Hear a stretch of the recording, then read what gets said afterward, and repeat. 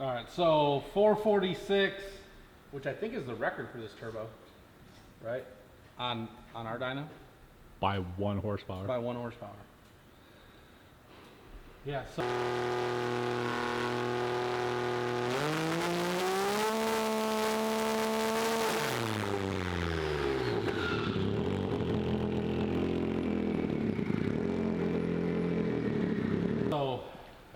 Similar. KD's car was pretty similar. Same Maybe kit. had the stage 2 cams versus the stage 1 cam. Sure. But yeah, but we're at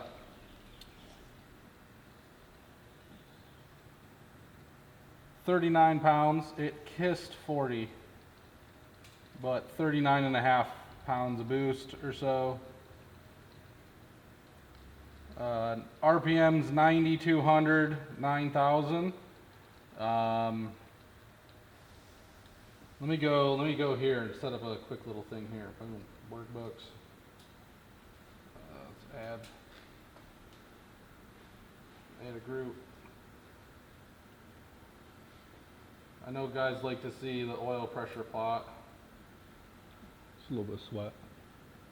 So oil pressure, which on a Can-Am is normally a little bit difficult to get it to stay high, and I have like no filtering on this, so it's a little jagged. But between 100 and 85, it dips to the 70s there, what recovers. Oil pressure is great. I mean, you really couldn't ask for a better situation, but this engine is the wet block version, so you know, just like a normal car, but it's got great oil pressure. It's holding. I mean, I didn't want to adjust the clutching. I wanted to make multiple pulls above 9,000, make sure everything is good. But 9,200, which I mean, it isn't like insane. We run that RPM on factory engines, but we really wanted to kind of beat this car up without having a lot of like clutching drama or other dramas that can come into it.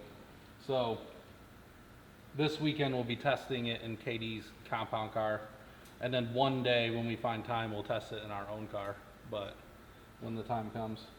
So yeah, billet block's working good. Excited about it.